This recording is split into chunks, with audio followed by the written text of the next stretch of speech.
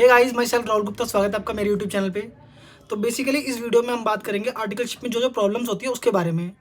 और ये वीडियो मतलब मैं वैसे नहीं बना रहा, ये खुद से कुछ भी बोलूँगा। तो मतलब जितने मेरे दोस्त हैं, जितने भी, जब मैंने ITOC स्टार्ट की थी तो जो मेरा फ्रेंड सर्कल बना था उसमें से सब अलग अलग फॉर्म में गए थे। कई बिग 4 में गए थे, कई मिड साइज़ में गए हैं, कई स्मॉल में गए हैं। तो मैंने सबसे बात करी और अपना भी एक पर्सनल एक्सपीरियंस मेरी फर्म का। तो जितने लोगों से मैंने बात करी, क्या क्या उनको प्रॉब्लम्स होती है, क्या क्या चैलेंजेस होती है, मैंने सब कुछ देखा। मतलब क्या क्या हसल्स होती है, क्योंकि कई जगह पर तो बहुत टॉर्चर भी होता है लोगों को। तो उस चीज़ों पे बात करूँगा आज मैं इस वीडियो में। तो मैं सोच रहा हूँ ना, इसको ऐसे डिवाइड करता हूँ, बिग 4 में क्या क्या होता है, प्रॉब्लम्स जो होती है, और मिड साइज़ में लोगों की क्या प्रॉब्लम्स होती हैं, और स्मॉल फॉर्म्स पे क्या क्या प्रॉब्लम्स होती है उसके बारे में बात करेंगे। ताकि आप अगर कभी भी ज्वाइन करोगे आगे फ्यूचर में, तो आप देख लेना कि क्या क्या प्रॉब्लम्स होती हैं अभी से ही। और अब मेरे को 4 महीने 5 महीने हो चुके हैं इस फॉर्म में। जितने मेरे दोस्त हैं उन सबको हो चुका है इतना टाइम, 5-5 महीने। तो वीडियो में आगे बढ़ने से पहले, जैसा कि आपको पता है अभी जेल अटेम्प्ट हुआ है, तो जो भी स्टूडेंट ने CA इंटर और CA फाउंडेशन के एग्जाम दिया उनको बेस्ट ऑफ लक। बट अगर आपको थोड़ा सा भी डाउट है कि जैसा आपने सोचा था वैसा नहीं हुआ है, तो कोई दिक्कत नहीं है, आपने अपना बेस्ट दिया और आने वाले अटेम्प्ट में भी अपना बेस्ट दोगे। अब मैं चाहता हूँ कि जल्दी से जल्दी आप अपनी प्रिपरेशन को स्टार्ट करो। इसमें आपका साथ देगा CA वाला अपने बैचेस के थ्रू। आप इनके बैचेस के थ्रू अपने कॉन्सेप्ट क्लियरिटी को बढ़ा सकते हो और अपनी प्रिपरेशन को नेक्स्ट लेवल पे ले जा सकते हो।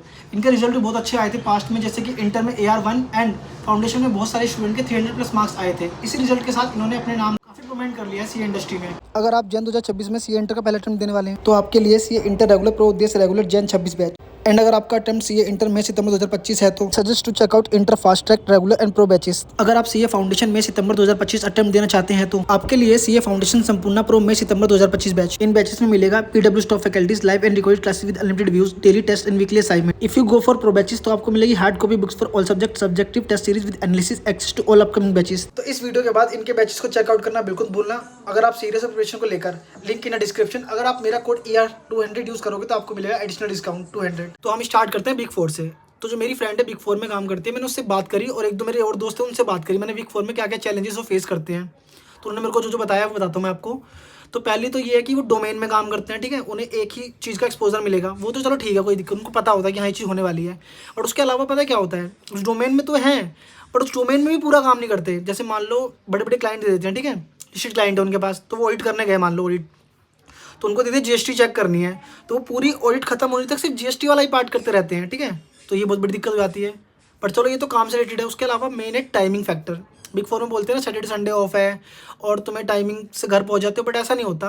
अब वो जब से ज्वाइन हुआ है ना, वो एक ऑडिट पे काम कर रहा है, तो वो मैं देखता हूँ रोज़ रात में 10-10-11 बजे तक घर पहुँच रहा है। तो वो बता रहा है मेरे को कि टाइमिंग का बड़ा इशू होता है कि सैटरडे संडे भी ऑफ नहीं मिल पाता उसको, और रात में बहुत बहुत लेट पहुँचता है। और ऑडिट में है तो वैसे ही थोड़ा सा और ज़्यादा लेट हो रहा है। उसके अलावा सबसे बड़ी चीज़ है तुम स्टडी पे फोकस नहीं कर पाते। बिग 4 वगैरह में क्या होता है, कुछ टाइमिंग का नहीं पता, तुम्हें सैटरडे को भी जाना पड़ सकता है, संडे को भी जाना पड़ सकता है, और रात में कितना भी लेट हो जाता है, कुछ फिक्स टाइमिंग नहीं हो पाती बिग 4 में। और वो घर आके अपनी क्लासेस कंप्लीट नहीं कर पा रहे हैं। तो मेन ये इशू लगता है मेरे को बिग 4 में। और बाकी बता रहा है कि थोड़ा जैसे ही होता है ना, और फर्म्स में क्या होता है, थोड़े रिलेशंस वैसे होते हैं, आराम से बात, पर वहाँ का थोड़ा प्रोफेशनलिज्म होता है, लोग इतना मतलब किसी से इतना पर्सनल बातें नहीं करते। तो ये सब इश्यूज़ होते हैं। तो बिग 4 में मतलब यही है, टाइमिंग का बहुत ज़्यादा इशू है, टाइमिंग का, और स्पेसिफिक डोमेन में काम करते हो, स्पेसिफिक एरिया में ही काम करते हो। तो अब हम बात करेंगे मिड साइज़ फर्म के बारे में। तो जो मेरा दोस्त मिड साइड में काम कर रहा है उसने मुझे कुछ ऐसी बातें बताई जो मतलब बहुत शॉकिंग थी मेरे लिए। और मैं भी एक फर्म में काम करता हूँ जो स्मॉल से बड़ी है, मिड में ही आती है ऑलमोस्ट, तो उसमें काम करता हूँ, मेरा और उसका एक्सपीरियंस। बट उसने जो मेरे को बताया बहुत ज़्यादा शॉकिंग था। एक तो बहुत बड़ी चीज़ है फेक प्रोमिस इन फर्म में होता है। तो वो जब इंटरव्यू दे रहा था ना, तो उसने ज्वाइन करा, तो उसको इतने सारे फेक प्रोमिस करे गए ना कि हमारी कंपनी में लिस्टेड क्लाइंट्स भी हैं, हमारी कंपनी में बैंक ऑडिट वगैरह बहुत सारी चीज़ें हैं। बट भाई वो ऐसे ऐसे फेक प्रोमिस करते हैं, तुम इन क्लाइंट पे काम करोगे तुम्हें ये चीज़ों का एक्सपोजर मिलेगा। बट एक्चुअली में जब वो ज्वाइन करता है और वहाँ पे उसको 3-4 महीने हो चुके हैं, ऑलमोस्ट 5 महीने हो चुके हैं, एक्चुअल में ऐसा कुछ भी नहीं है, कोई भी लिस्टेड क्लाइंट नहीं होता। कई बार तो क्या होता है, वो बहुत सारे फेक प्रोमिस करते हैं ज्वाइन कराने के लिए, और कुछ भी ऐसा काम नहीं होता। बस वो क्या है कि ज्वाइन करवाने के लिए तुम्हें फेक प्रोमिस करते हैं कि हमारी फर्म में ये होगा ये होगा, पर रियल में ऐसा कुछ नहीं होता। और मिड साइज में सबसे बड़ा इशू क्या होता है ना, सबसे चीज़ होती है कि एक तो काम जो होता है, क्लाइंट्स इतने बड़े नहीं होते हैं, ठीक है। और कई बार क्या होता है ना, बहुत सारी मिड साइज फर्म होती हैं, वो डोमेन तो बना देती हैं, बट क्या होता है ना, उस डोमेन का स्पेशलाइजेशन नहीं होता वहाँ पे। तुम्हें डोमेन बना के देते, तुम इस डोमेन में काम करोगे, बट रियल में तुम उस डोमेन में काम करने जाते हो ना एक्चुअल में, तो वहाँ कोई सिखाने वाला नहीं होता। एक तो पहली बड़ी बात, वहाँ पे तुम्हें खुद ही करना पड़ता है बहुत सारी चीज़ें। तो तुम्हें और बेटर क्लाइंट्स नहीं होते, एक्सपोजर नहीं मिलता। वो डोमेन बना देते हैं, अलग अलग डोमेन में काम करो, बट ये कि सिखाने वाला वहाँ कोई नहीं होता। जब तुम रियल में जाते हो एक्चुअल में, तो इतना तुम्हें एक्सपोजर मिलता ही नहीं है वहाँ पे। और उसके अलावा क्या होता है, वहाँ पे बायसनेस बहुत होती है। तो मैंने मिड साइज़ में ये ऑब्जर्व करा, उसने मेरे को जो बताया कि लोग बायस्ड होते हैं, कई लोगों के लिए बायस्ड होते हैं, तुम्हें काम नहीं देते। कई बार क्या होता है ना, तुमसे अगर उनके रिलेशन ख़राब हो गए तो वो तुम्हें अच्छे क्लाइंट पे भेजते नहीं हैं। तो ये सारी चीज़ें, बहुत सारी चीज़ें होती हैं। मतलब मैं नाम नहीं लूँगा किसी का। तो मैंने जो देखा कि जब एक बंदा था, वो अपनी फर्म में ज्वाइन हुआ, ठीक है। तो वो बैठा जाके फर्म के अंदर, तो उसने, उसके दूसरे एक सर थे वहाँ बैठे हुए, तो उसने उनसे बोला कि वो सर नहीं आए, तो उसने बोला XYZ सर। तो उनको लगा कि सर नहीं बोला, तो उन्होंने उसकी कंप्लेंट कर दी सीनियर से कि ये ऐसे करके नाम ले रहा था, तुम्हारा सर नहीं बोला। तो मतलब एक छोटी छोटी चीज़ों पे इतना पॉइंट बना देते हैं। मिड साइज़ फर्म में बहुत इशू होता है, तो लोग तुम्हारे लिए बायस्ड हो जाते हैं। एक तो सबसे बड़ा काम का इशू हो जाता है, और मिड साइज़ में ये होता है, टाइमिंग का भी बहुत बड़ा पंगा होता है। वहाँ पे कई बार क्या होता है, सैटरडे संडे ऑफ नहीं होता। सैटरडे संडे को तो ऑफ होता ही नहीं है, बुला भी लेते हैं एक्स्ट्रा संडे के दिन भी। तो ये चीज़ें हो जाती हैं। और तुम्हें स्टडिंग का टाइम भी बहुत कम लिमिटेड मिल पाता है, घर जाते हो लेट हो जाता है। और वो लोग ना बहुत चीज़ों में सेक्रीफाइस नहीं करते, जैसे हम लोग सेक्रीफाइस करते हैं, हम संडे को आ रहे हैं, बट तुम्हें कई बार छुट्टियाँ चाहिए होती है, उसके लिए मना कर देते हैं कि अभी नहीं, ये डेज चल रहे हैं, ये वाली डेट चल रही है, तुम नहीं कर पाओगे। तो बहुत सारी प्रॉब्लम्स होती हैं। और मिड साइज़ फर्म्स क्या होती है ना, ऑडिट ना उस तरीके से करती भी नहीं है। जैसे स्टैंडर्ड बने हुए कि ये चीज़ चेक करनी चाहिए, ये चीज़ें हमें रेगुलेशन चेक करनी है, पर एक्चुअल में ऐसा होता ही नहीं है। उसने मेरे को अपना एक्सपीरियंस बताया कि वो ऑडिट पे जाते थे ना, तो बहुत सारी गलतियाँ निकालते थे, बट वो एक्चुअल में उस तरह से काम करते नहीं है, वो बातें करके अच्छे से ऑडिट होती नहीं है। वो मेरे को बता रहा कि हम जैसे हम पढ़ते हैं कि ये चीज़ ऐसे चेक करनी चाहिए, ऐसे चेक करते ही नहीं है। तो बहुत सारा इशू ये होता है। और बाकी लोग बायस्ड तो होते ही हैं, तुम्हें क्लाइंट पे भेजेंगे ही नहीं, अच्छे अच्छे क्लाइंट पे। मान लो तुम्हारे किसी और के लिए बायस्ड हैं, तो उन्हीं को भेजते हैं। ये फैक्ट है, मेरे को बताया उसने, ऐसी चीज़ें होती हैं। मैं नाम नहीं लूँगा किसी का। बाकी रिलेशन भी वहाँ पे ना बहुत लिमिटेड लोगों से बनाने चाहिए मुझे लगता है, क्योंकि लोग ना एक दूसरे से, ऑफिस पॉलिटिक्स बहुत होती है, बहुत ज़्यादा होती है, मिड साइज़ में भी होती है। ये चीज़ें होती हैं, अच्छे क्लाइंट नहीं मिलते हैं, एक्सपोजर का भी कुछ ऑप्शन नहीं होता, और टॉक्सिसिटी हो जाती है। कई बार क्या होता है ना, तुम्हारे जो प्रिंसिपल होते हैं वो बहुत अलग तरीके से बात करते हैं, बहुत रूडली करके बात करते हैं। और मैंने एक चीज़ नोटिस करी है, मेरे दोस्त ने बताया कि ना वो तो अपना पर्सनल काम कराते थे उससे। ऐसा होना नहीं चाहिए। अभी क्या हुआ था ना, वो अपनी फर्म में बैठा हुआ था, तो उसने उसको बोला, उन्होंने उसको बोला कि तुम ना ये वाला काम मेरा कर दो, बैंक जाके ये वाला काम कर दो। तो मेरे को लगा यार ये तो पर्सनल काम है, ये तो नहीं होना चाहिए। तो उसने बोला, कह रहे कोई नहीं, पर्सनल काम है बट कर दो। पर उसने बोला कि फिर भी उन्होंने बोला कि कर दो, तुम्हें करना पड़ेगा। तो मेरे को ये चीज़ बहुत अजीब लगी कि भाई तुम प्रोफेशनल थोड़ा रहो ना, पर्सनल काम नहीं करा सकते। तो वो चीज़ें भी मैंने नोटिस करी कि हम जो पढ़ते हैं ना कि नहीं ऐसी चीज़ें नहीं होती, बट एक्चुअल में जो होता है ना बहुत अलग तरीके से काम करता है। लोग बायस्ड भी हैं, लोग बहुत टॉक्सिक भी हैं। और तुम्हें लगता है कि मिड साइज़ में जाके, भाई फॉर्म में अगर चूज़ करोगे ना मिड साइज़, तो बहुत वाइजली चूज़ करना, क्योंकि स्टडी टाइम भी नहीं देते वो लोग। सैटरडे संडे को ही बुला लेते हैं तुम्हें। और कई जगह पर क्या होता है ना, सैटरडे संडे होता ही नहीं है, तो 10 बजे से स्टार्ट करते हैं, शाम के 7-7 बजे तक की टाइमिंग होती है। तो ये बड़ा इशू होता है। और मिड साइज़ फॉर्म में थोड़ी दिक्कत ये होती है, तुम्हें ना रिपीटेड काम देते रहते हैं। कई बार तुम्हें एक काम दे देंगे, उसी को करते रहो। तो मतलब तुम्हें खुद से बोलना पड़ेगा मेरे को लगता है, क्योंकि तुम्हें बार बार रिपीटेड काम दे रहे जा रहे दिए जा रहे हो, और तुम देख रहे हो कि कुछ बोल ही नहीं रहे हो। तो ये चीज़ें मैंने बहुत नोटिस करी हैं। उसने मेरे को बताया भी कि यार मैं खुद से नहीं बोला, जब तक मेरे को वही काम दिए जा रहे थे, फिर मैंने जब बोला तो मेरे को थोड़ा काम चेंज करा। बाकी जो स्टाइपेंड होता है ना मिड साइज़ में, वो बहुत कम होता है। और जो जो हमारी बिग फोर होती है ना, उसमें स्टाइपेंड बहुत ज़्यादा होता है। और जो फिर आती है स्मॉल, स्मॉल में तो भाई स्टाइपेंड ज़्यादा देते हैं, बट उस हिसाब से ना काम भी भाई बहुत ज़्यादा देते हैं। वो बहुत एक्स्ट्रा टाइम तक बिठा के रखते हैं। तो मैं बात करता हूँ स्मॉल फार्म के बारे में। तो मेरे बहुत सारे दोस्त स्मॉल फार्म में ही काम कर रहे हैं, तो उसमें क्या है, उनको स्टाइपेंड बहुत अच्छा मिलता है, 10 to 12 के तक मिल जाता है। बट ये है कि उनका टाइमिंग बहुत बेकार होता है। मैंने देखा है 9:30-9 बजे भी लोग जा रहे हैं, कई बार 10 बजे का टाइमिंग भी होती है, 10 बजे से लेकर शाम के 7-8 बजे तक की भी टाइमिंग होती है कई जगह। तो मेरे को बड़ा अजीब लगा कि यार टाइमिंग इतना ज़्यादा है, वो पढ़ते कैसे हैं।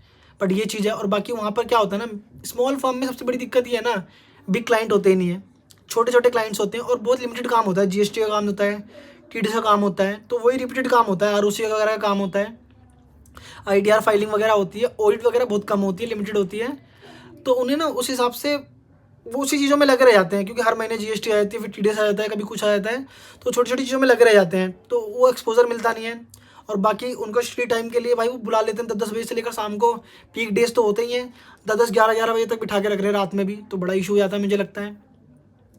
और मेरे को बताया कि उसने मेरे को कि सबसे बड़ा इशू पता क्या होता है, वहाँ पे टॉक्सिसिटी भी बहुत ज़्यादा होती है स्मॉल फार्म में।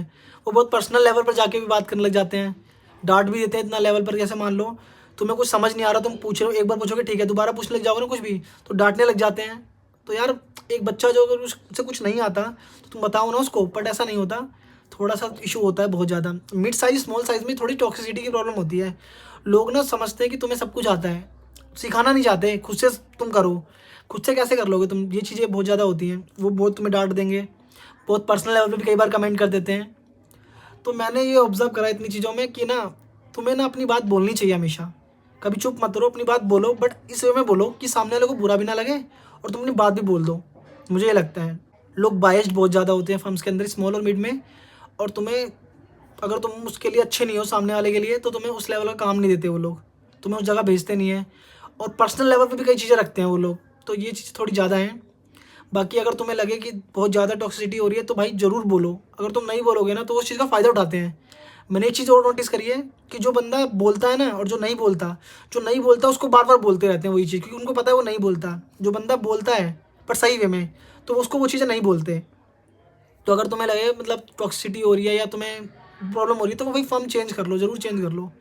क्योंकि भाई 2 साल अगर आर्टिकलशिप तो 2 साल की हो गई है, बंदा ट्रोमेटाइज हो जाता है। मेरे दोस्त बता रहा है कि हमें तो घर आ रहे हैं, टाइम ही नहीं मिल रहा, आ रहे हैं ऐसा लग रहा है घर पे आके बस कल जाने के लिए, अगले दिन जाने के लिए। स्मॉल फॉर्म्स के अंदर तुम घर पे आ रहे हो, घर पे आने के बाद भी काम कर रहे हो, ऐसा नहीं होना चाहिए ना। तुम अगर तुम्हारा ऑफिस का टाइम खत्म हो गया 7 बजे, 10 बजे तुम जा रहे हो, 7 बजे तक काम कर रहे हो, 7 से लेकर 8 साढ़े 8 बजे तक घर पहुंच रहे हो, 9 बजे तक, अब वहाँ आके भी तुम काम कर रहे हो, तो ऐसा नहीं होना चाहिए। तो ये चीज़ें होती हैं स्मॉल फर्म्स में, बहुत ज़्यादा होती हैं। और तुम बोलोगे ना तो बोलेंगे नहीं ऐसा ही होता है, इंडस्ट्री में ऐसे ही चलता है, हर जगह काम करना पड़ता है। तो भाई ये बहुत ध्यान से, पहले अगर तुम किसी फर्म को ज्वाइन करते हो तो पहले लिंक्डइन वगैरह पे उसमें जो काम करते हैं लोग उनसे बात जरूर कर लेना, बहुत प्रॉब्लम होती है भाई। और मेरे एक दोस्त है, उससे भी मैंने बात करी, वो लोअर मिडल में काम करता है, मिड साइज़ में।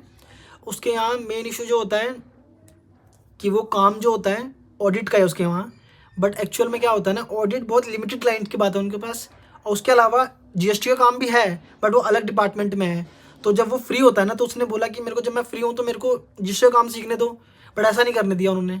पता नहीं क्या रीज़न था, जबकि जीएसटी में वो काम, उसी फॉर्म में जीएसटी का डिपार्टमेंट भी है और वो फ्री है, तो उसको काम करने देना चाहिए था ना, उसको नहीं जाने दिया। तो ये चीज़ें भी होती हैं। और ऑडिट में भी वो कुछ भी नहीं सीख पा रहा, क्योंकि वहाँ पर सीनियर ही नहीं है, वहाँ पर मैनेजर ही नहीं है, और मैनेजर भी है सेमी क्वालिफाइड अभी जस्ट होते हैं, उन्हें इतने प्रॉपर तरीके से ऑडिट आती नहीं है, सिखाते नहीं है वो, तो ये बड़ा इशू हो जाता है। तो मैंने उसको बोला कि तू बोलना कि जीएसटी का भी काम अगर मैं फ्री हूँ तो दो, बट वो ऐसा नहीं होता। तो बहुत ज़्यादा भाई ये चीज़ें चलती हैं फर्म्स के अंदर, मिड साइज स्मॉल साइज़ में। और बिग 4 में टाइमिंग का भी बड़ा इशू होता है। तो तुम जब फर्म ज्वाइन करोगे ना तो तीनों चीज़ों को कंसिडर करना, और जिस फर्म में जाने वाले हो उसमें लिंक्डइन पे उन लोगों को बात करना जो जो वहाँ पे काम करते हैं, क्योंकि एक्चुअल में पता होना चाहिए। क्योंकि भाई स्मॉल और मिड में बहुत फेक प्रोमिसेस चलते हैं। तो अपनी फर्म जब भी चूज़ करोगे तो बहुत वाइजली चूज़ करना, वहाँ के लोगों से बात करना, क्योंकि भाई बहुत लोग, बहुत फर्म में के अंदर ना बहुत मेंटल ट्रॉमा हो जाता है लोगों को, अपना पढ़ाई पे बहुत बिल्कुल फोकस नहीं कर पाते हैं, बहुत सारे इशू हो जाते हैं। मतलब मेरे साथ भी हो जाते हैं कई बार, तो मैं बता नहीं सकता बहुत सारी चीज़ें, तो इतनी सारी प्रॉब्लम्स होती हैं। कई जगह तुम्हें पहले इंटरव्यू के टाइम कुछ और बोलेंगे, जब तुम एक्चुअल में ज्वाइन करोगे तो कुछ और बोलेंगे। इंटरव्यू के टाइम तुम्हें बोलेंगे ये चीज़ तुम्हें मिलेंगी, बट तुम एक्चुअल में फिर बाद में देखते हो ये चीज़ मना कर देते हैं। बट ये है ना, तुम साइन कर चुके हो, अब तुम कुछ कर नहीं सकते, अब तुम ट्रांसफ़र ले सकते हो। सबसे बड़ा बिग इशू क्या है, ट्रांसफ़र भी लेना आसान नहीं होता, क्योंकि बहुत सारी फर्म में जब वैकेंसी आती है तो वो ट्रांसफ़र को लेती नहीं है। तो सबसे बड़ी प्रॉब्लम ये हो जाती है। तो बंदा सोचता है अब क्या ट्रांसफ़र लूँ, अच्छी फर्म मिल नहीं रही है, तो उसी में रह जाता है। उसका मेंटल पीस पूरा ऐसा हो जाता है कि ना वो ना पढ़ाई पे फोकस कर पा रहा है, उसकी पर्सनल लाइफ भी बहुत ज़्यादा ट्रोमेटाइज हो जाती है। मेरे को बहुत सारे लोग बोलते हैं कि मैं ट्रांसफ़र लेना, भाई मेरे को फॉर्म बता दे, फॉर्म बता दे। हर तीसरा बंदा ये बोल रहा है। तो मेरे को लगा कि यार इतना ज़्यादा इशू है तो इस पर एक बार बात करनी चाहिए मेरे को। तो इस वीडियो में मैंने इस टॉपिक पे बात करी। और मैं यार इतना प्रोडक्शन मतलब वैसे नहीं कर पाता, मेरे पे इतने रिसोर्सेज नहीं है, तो जो भी है मैं ऐसे बना पा रहा हूँ। और माइक वगैरह का थोड़ा इशू हो रहा होगा क्योंकि बाहर की आवाज़ आ रही होगी, बट आगे धीरे धीरे इंप्रूव करेंगे। अगर आपको ये वीडियो अच्छी लग रही है तो प्लीज़ लाइक कर देना और मेरे चैनल को सब्सक्राइब कर लो। Thank you so much. और मुझे कुछ भी पूछना है तो डिस्क्रिप्शन में मेरा इंस्टा का लिंक है, वहाँ पे जाके फॉलो कर लो। तुम्हारा भाई हमेशा रिप्लाई करता है सबको।